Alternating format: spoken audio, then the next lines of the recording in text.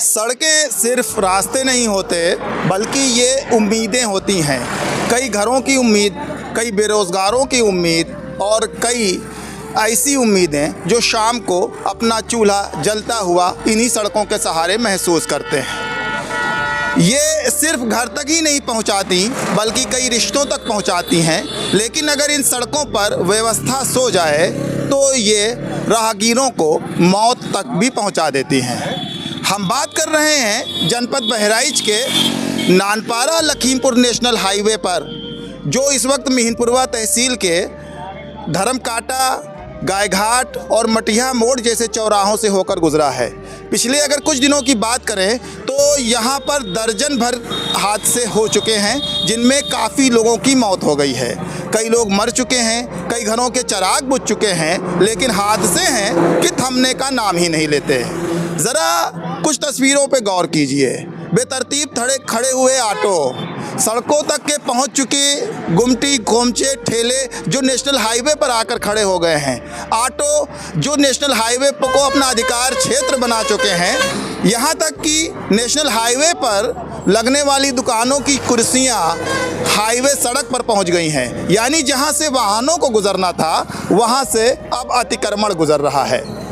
National highway पर पिछले दिनों हुए हादसे पर नज़र डालें तो मोतीपुर क्षेत्र के अंतर्गत ये जो गुजरा है नेशनल हाईवे धर्मकाटा, गायघाट और मटिया मोड़ जैसे चौराहों से होता हुआ, जहां 24 घंटा अतिक्रमण ही रहता है।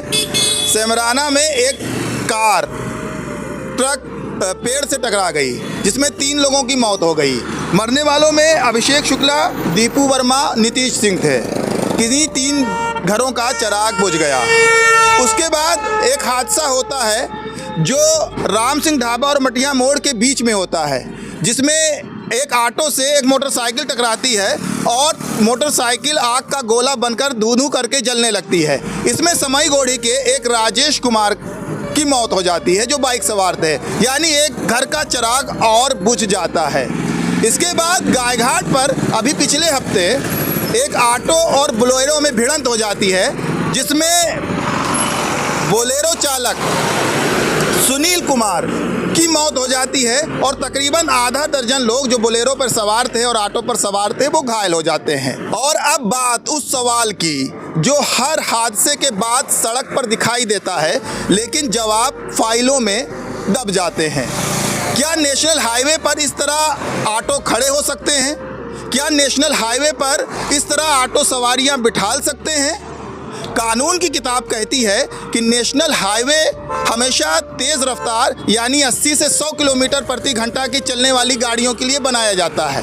इसमें 30 से 40 किलोमीटर प्रति रफ्तार के दर से जो ऑटो या टेम्पो गुजरते हैं वो सड़क पर चलती फिरती एक मौत की दीवार बन जाते हैं। और हमेशा ओवरटेक करने के चक्कर में आए दिन इन ऑटो से हादसा होता रहा है। इसके अलावा अतिक्रमण, आप देखिए हाईवे पर ही गुमटियाँ रखी हुई हैं, हाईवे पर ही ठेले लगते हैं, हाईवे पर ही खोमचे लगते हैं। कई जगह तो होटल पर आए हुए ग्राहकों को बिठालने के लिए हाईवे पर ही कुर्सियां डाल दी जाती हैं। ऐसे में सवाल उठता है कि आए दिन इस तरह की अव्यवस्था की चपेट पर आने वाली सड़कें क्या सही सफ़र दे सकती हैं? और जब सड़कें अव्यवस्था की भेंट चढ़ जाती हैं तो फिर यात्रियों को मंजिलें नहीं, उनके घरों को सिर्फ मातम मिलता है। इसलिए सरकार को चाहिए, स्थानीय पुलिस प्रशासन को भी चाहिए कि इस तरह हाईवे पर कम से कम अतिक्रमण और ऑटो के लिए एक अलग से व्यवस्था करें, जिससे यात्रियों को यहाँ चलने में सुविधा उत्पन्न हो सके।